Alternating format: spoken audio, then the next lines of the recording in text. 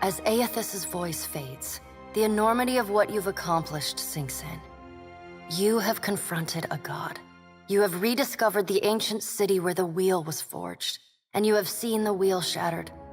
What comes next is uncertain, but already the legend spreads of the Watcher who survived Andra's mortar and stood toe-to-toe with Aethys. Aethys channels his essence into Bareth, empowering the god of doors, cycles, and life and death beyond all other gods. Bareth vows to maintain peace and order in the here and the beyond, while Kith labor toward a solution. The other gods, for the time being, submit. Under Bareth's guidance, the world becomes a more predictable, stable place. Seasons fall into a disturbingly regular rhythm, and wars, famines, and natural disasters dwindle. But so too do surges of prosperity and innovation. Newly empowered by their victory in Deadfire and this season of calm, Rauatai rises to prominence in Eora. The Ranganui and his people lead efforts to effect a solution to the winding down of reincarnation, pursuing that goal with the same dogged relentlessness with which they have pursued all others for millennia. Their resourcefulness and tenacity slowly but surely guide Eora closer to salvation. As Rauatai's engineers had predicted, turning off the machine at Andra's spire calms not only the storms of Andra's mortar, but also those in Rauatai. For the first time, citizens of the mainland admire the beauty of sea and sky, without wondering when they will unleash destruction. The changes to Rauatai, however, extend far beyond the weather. Rauataians had long forged their identities around enduring hardship and laboring together. But over time, as their cities and crops flourish under sunny skies, they find they need one another less. Inevitably, some lament this softer, easier life. Others point to national self-reliance, to burgeoning industry, to families that did not have to send their kin abroad, as evidence that the new ways are vastly preferable to the old. Besides, Rauataians everywhere still share a purpose more urgent than any the world had ever known: reforging the cycle of reincarnation.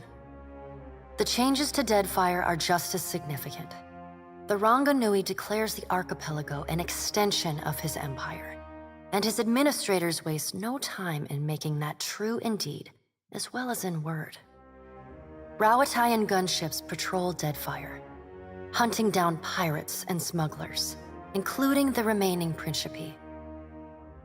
After their defeat at Andra's mortar, the pirate nation stands no chance against the organized might of Rauatai.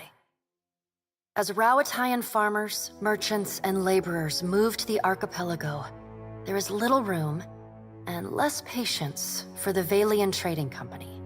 The Ranganui soon forces the Valian Trading Company to surrender its holdings in Deadfire, straining relations with the republics. Rauatai knits its new archipelago together with all the tools of government and infrastructure. New ports spring up across Deadfire, guarded with sturdy Rauataian bronze and run with dispassionate Rauataian efficiency. Most Huana remain, even as their homeland changes around them. Their huts and lodges are cleared to make way for towns of stone and brick. The walls that are built to protect them also cut them off from the freedom of the open sea. Those Huana who trade caste and prize share for Rauataian unity and striving prosper. Others mourn the passing of their queen and see the end of their way of life as a precursor of the doom of Eora. The mysterious deaths of Governor Clario and Storm Speaker Ikawa provoke hostilities between the Valian settlers and the Huawan residents. What starts with angry words escalates to retaliatory killings as each side blames the other. By the time anyone bothers to question the strange coincidences surrounding their deaths, including reports of a cloaked Omawi woman seen in both the port and the village, both sides have gone too far to turn back. The chaos makes it easy for a small Rauataian contingent to swoop in and establish control over the island, Within days, they eject the remaining Valians and pacify the Juana. Port Marge becomes a valuable outpost, and one that allows Rauatai easy control over the southern end of Deadfire. It is, by all accounts, a smooth and exceedingly well-run operation. As the balance of power changes in Deadfire, so too does Nekataka transform. While Hazanui Karu directs her fleet from Ukaizo, Atsura stays behind to manage Nekataka. Under his oversight, sturdy walls and artillery batteries rise to protect the city. Ships bearing settlers from Rauatai and staple goods from the archipelago churn the waters of Queensbirth. And despite the vacancies at Kahanga Palace, Atsura retains his simple quarters in the Brass Citadel. The Royal Deadfire Company evacuates and razes the gullet, hoping to lift the Raparu out of squalor and eradicate the criminal elements. They certainly rid Nekataka of an eyesore, though the larger problems of crime and poverty prove harder to solve.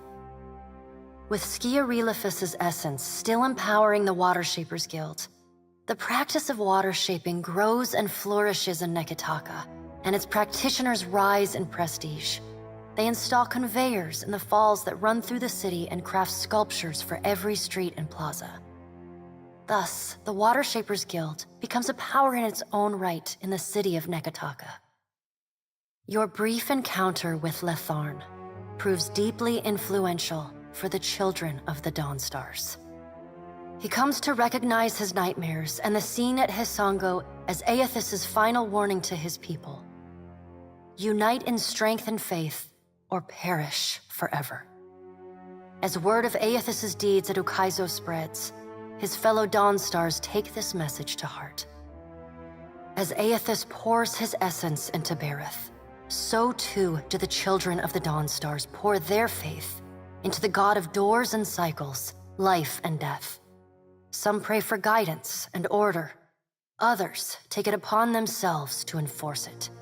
They sharpen their scythes and sickles to defend the peace they have been granted. They failed Aethys before. They will not fail Berith now. Ruanu, the chieftain of the Juana at Tikawara, dies mysteriously. The tribe finds his body washed up on the same beach where Anaharu challenged him to the trial of waves. Some blame Anaharu's vengeful spirit. Others see it as Ngati's final judgment. And a few speak of a strange man seen lingering in the village. Atsura sends a ship with food, aid, and a small garrison of soldiers to the unfortunate village. The leaderless tribe is all too happy to accept Rauatai's generosity. They return the favor by reaching out to other far-flung tribes on behalf of their new benefactors. Once Hazanui Karu has fortified Rauatai's outposts and established dominance over Deadfire, she turns her attention to the slavers infesting Crookspur. Though they have surrounded their walls with cannons and filled their harbor with ships, they are no match for Rauatai's fleet. The Hazanui liberates the slaves and executes their captors.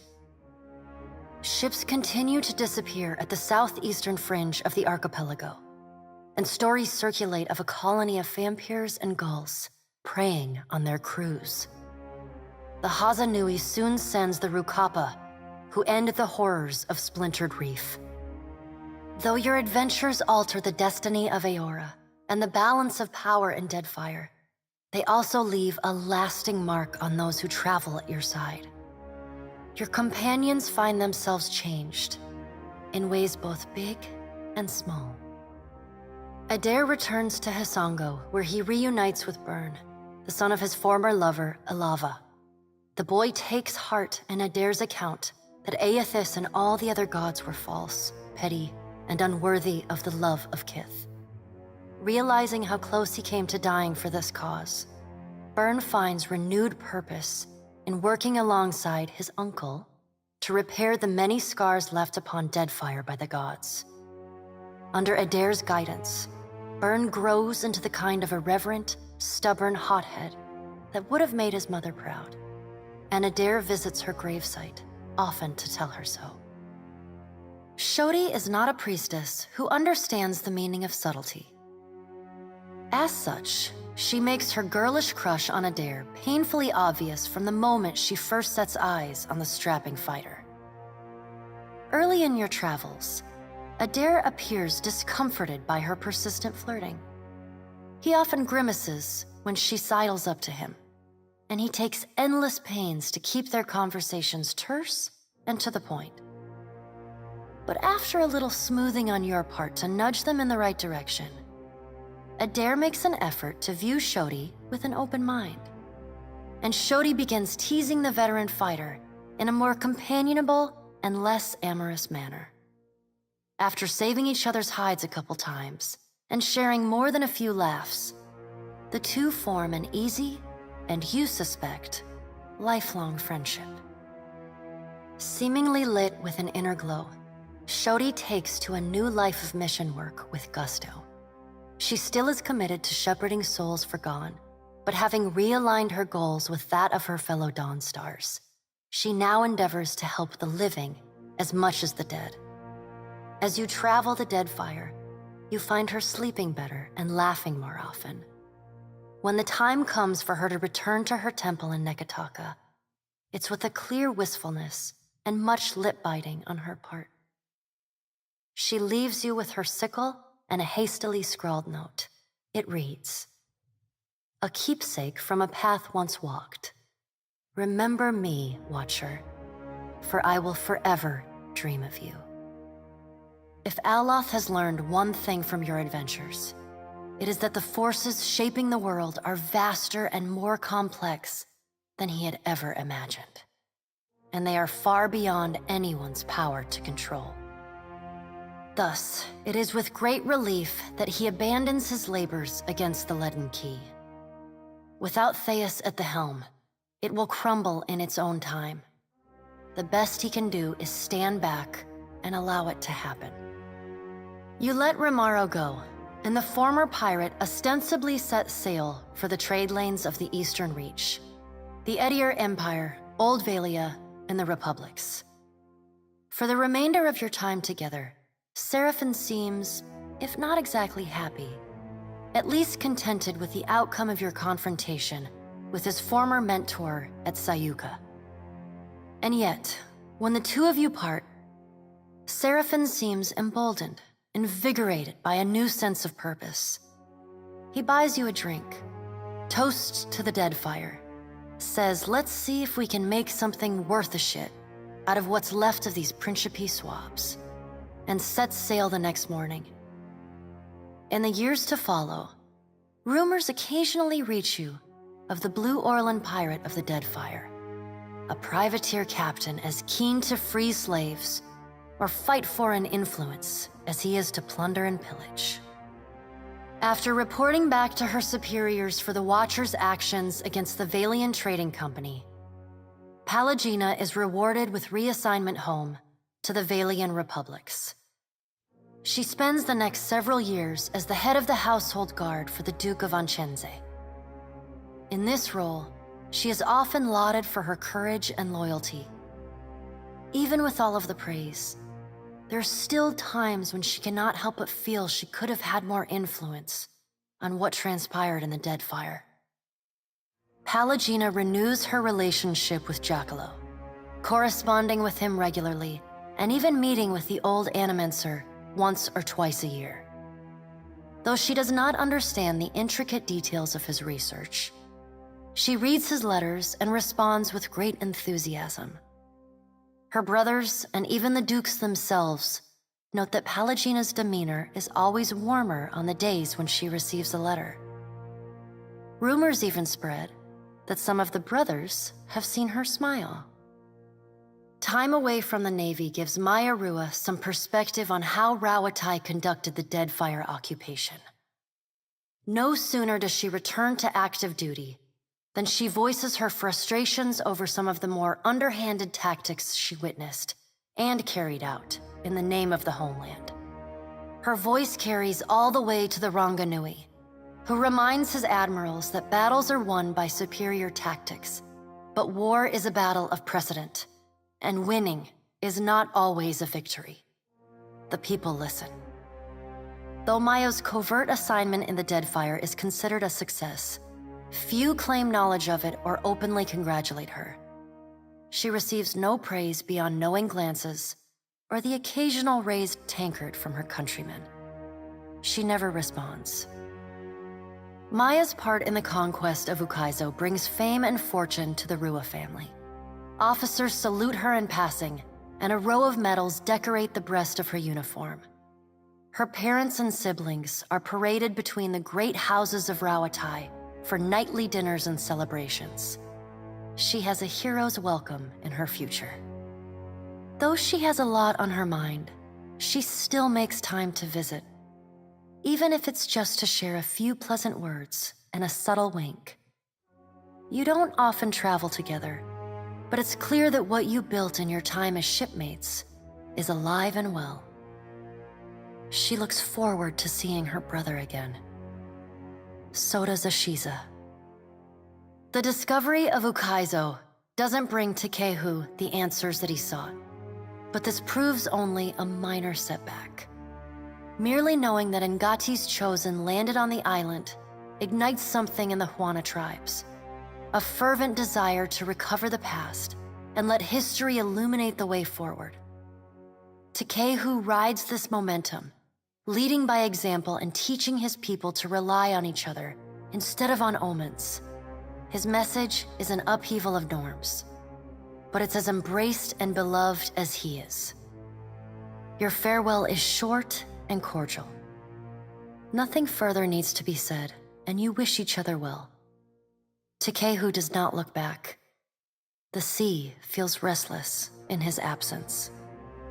Your pursuit of Aethys and your journey to Ukaizo signal the end of forces that have shaped the lives of Kith and the course of nations. The cycle of reincarnation has been broken. The storms of Andra's mortar have calmed. Yet each ending promises a new beginning. As the sun rises over Ukaizo, Kith turn their gaze eastward, wondering at what lies beyond, and at the world they will fashion for themselves.